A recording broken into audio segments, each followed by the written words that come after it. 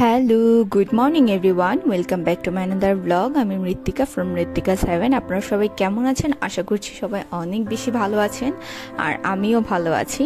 তো আজকে সকালবেলা থেকে ব্লগটা শুরু করলাম। সকালের ওয়েদারটা একটু দেখাচ্ছি কেমন ছিল। হালকা হালকা রোদ, আর হচ্ছে অত বেশি রোদের তাপও নেই আর আলোও নেই। আর এসেই হচ্ছে রান্নাঘরে প্রথমে আমি আমার জন্য পরোটা বানিয়ে নিচ্ছি আর চা বানিয়ে নিচ্ছি, যেটা হচ্ছে আমার সকালের ব্রেকফাস্ট। তো এখানে হচ্ছে প্যানে আমি সামান্য একটু তেল দিয়ে দিয়েছি। পরোটাটা একটু মুচমুচে না হলে খেতে ভালো লাগে না, সেজন্য। আর আমি পরোটাটাকে একটু তেল দিয়ে ভেজে খেতেই পছন্দ করি। আবার দেখা যায় যে বেশিরভাগ সময় তেল ছাড়াই খাওয়ার চেষ্টা করি, কারণ অতিরিক্ত তেল খাওয়াটাও উচিত না।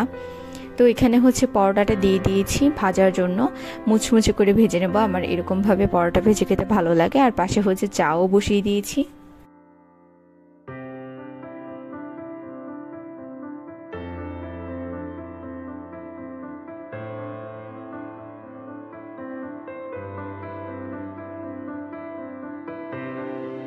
যেহেতু আমাদের বাসাটা অনেক আগেকার বানানো, তাই রান্নাঘরের চুলার সাথে একদম জানালা।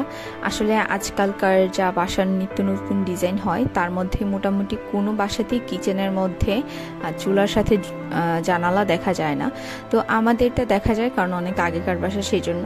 তবে আমার ভালোই লাগে জানালা থাকার কারণে, অনেক সুন্দর আলো আসে। অনেক বাসায় দেখি যে রান্না করার সময় রান্নাঘরটা অনেক বেশি অন্ধকার হয়ে থাকে, বিশেষ করে চুলার সামনে জানালা না থাকার কারণে আলোটা কম আসে, আলোটা কম পড়ে, লাইট জ্বালিয়ে নিতে হয়। তো এই দিক থেকে একটা ভালো। আর অন্য দিক থেকে হচ্ছে যেহেতু চুলার সাথে, তো এখানে হচ্ছে গ্রিলগুলো অপরিষ্কার হয়ে যায় তাড়াতাড়ি, পরিষ্কার করলেও অপরিষ্কার হয়ে যায়। আর দেখা যায় যে পরিষ্কার করতে করতে একটা সময় হচ্ছে গ্রিলগুলো নষ্ট হয়ে যায়।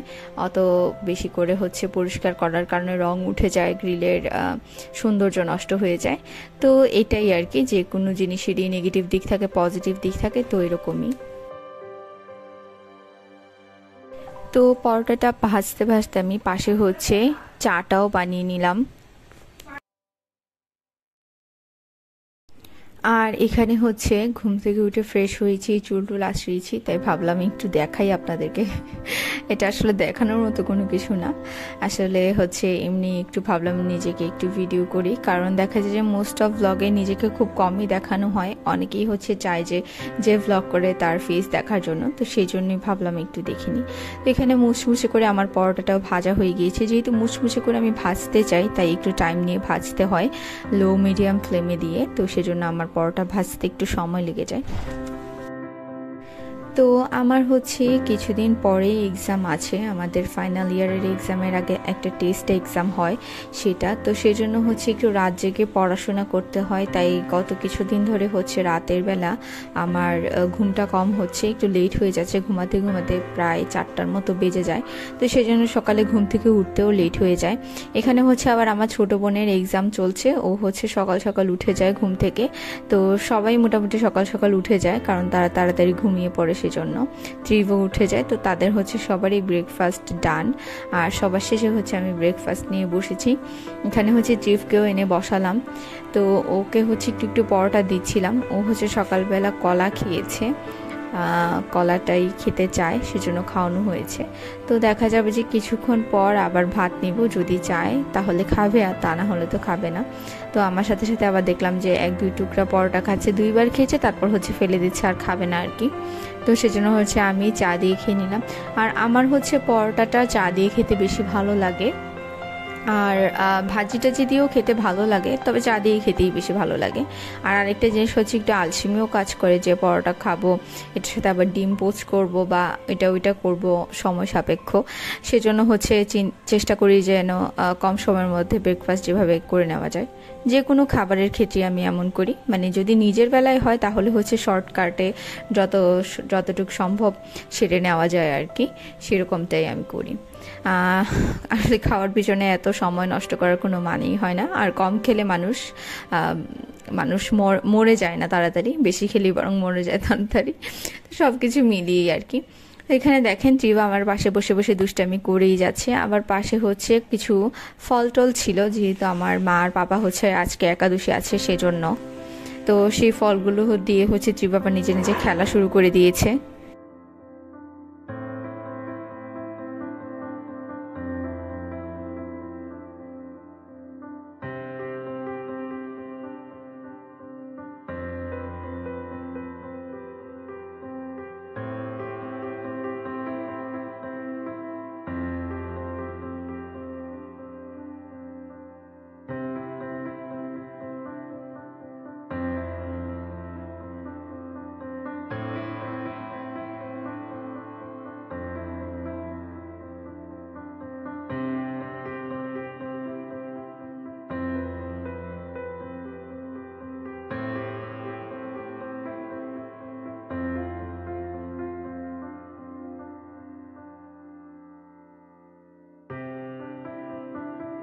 তো পরোটা দিয়ে হচ্ছে আমার চা খাওয়া শেষ। এবার হচ্ছে চাটা, বাকি চাটা আমি খেয়ে নিচ্ছি। আর ত্রিভ হচ্ছে ততক্ষণে টেবিলে উঠে বসে গিয়েছে। আর এখানে হচ্ছে কমলা ছিল 4টা, সেগুলো দিয়ে খেলা শুরু করে দিয়েছে। ওর তো কাজই এটা, বড়দের সমস্ত জিনিস দিয়ে খেলা করা। ওর খেলাধুলা করার যে জিনিস, সেগুলো দিয়ে ওর খেলাধুলা করতে ইচ্ছে করে না।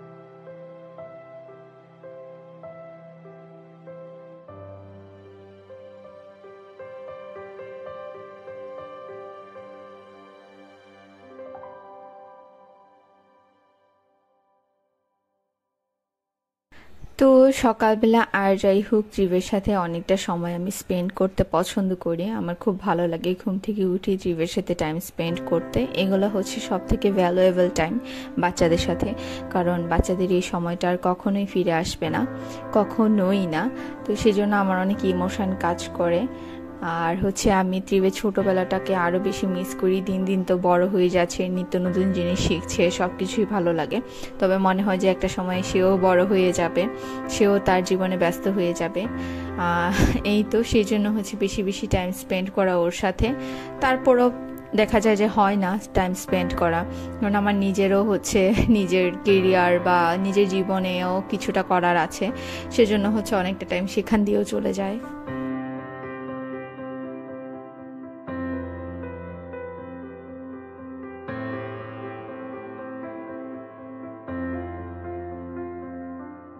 তো যাই হোক, এই করে করে হচ্ছে আমি একটু জানলা দিয়ে দেখছিলাম যে আসলে সূর্য মাথার উপরে উঠে যাচ্ছে। তো কাজ তো আসলে সময় বসে থাকবে না, কাজও পড়ে থাকবে। কাজ আসলে শেষ করার জন্য হলে তাড়াতাড়ি করে সব করতে হবে। তো এখানে যেও আবার কমলা নিয়ে খেলা শুরু করে দিয়েছে, কিছুতেই সে নামবে না টেবিল থেকে।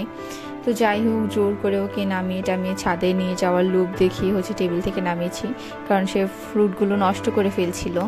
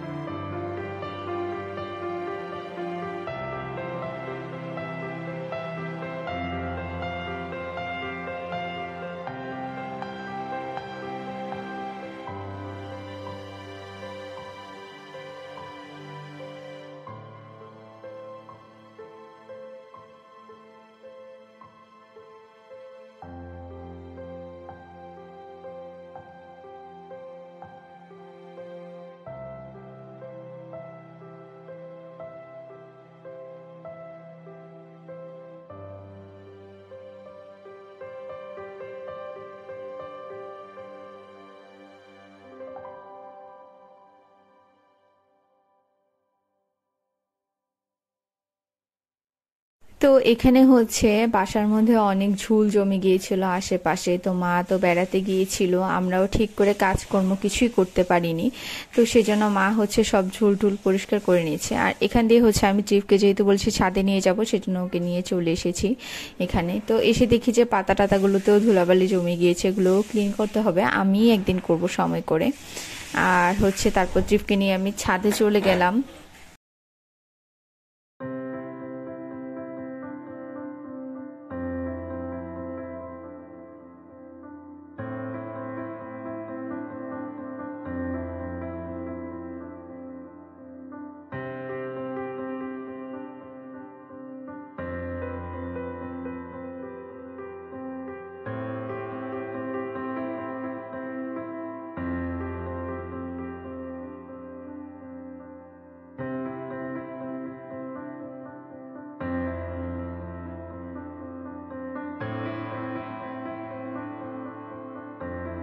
তো তারপরে ট্রিফকে নিয়ে হচ্ছে আমি ছাদে চলে গেলাম। ছাদে গিয়ে ট্রিফ তো ভীষণ খুশি, অনেক দৌড়াদৌড়ি করছিল, দুষ্টামি করছিল। ছাদে গিয়ে হচ্ছে দেখছিলাম যে গাঁদা ফুলগুলোও নষ্ট হয়ে যাচ্ছে, যেহেতু আস্তে আস্তে গরম চলে আসছে। তো শীতের সিজন তো চলেই গেল, এখন তো গাঁদা ফুল নষ্ট হওয়ারই সময়। তো গাছগুলো আস্তে আস্তে মরে যাচ্ছে দেখলাম। তো ট্রিফ তো ভীষণ খুশি, দৌড়াদৌড়ি করছে। এটা আমি একটু ভিডিও করছিলাম আবার। আর ও হচ্ছে জল দেখলে জলের উপরে লাফানো শুরু করে, কারণ লাফালে জলগুলো চারিদিকে ছিটে পড়ে, সেগুলো দেখতে হয়তো ভালো লাগে। আমরাও ছোটবেলায় এমন করতাম, সেজন্য তারও হয়তো সেরকম একটা বিষয়। আর আরেকটা হচ্ছে এখন উল্টা হাঁটা শিখেছে, মানে সামনের দিকে তাকিয়ে পিছন দিকে উল্টা উল্টা হেঁটে আসে। এটা হচ্ছে ওর নতুন শিখেছে আর কি।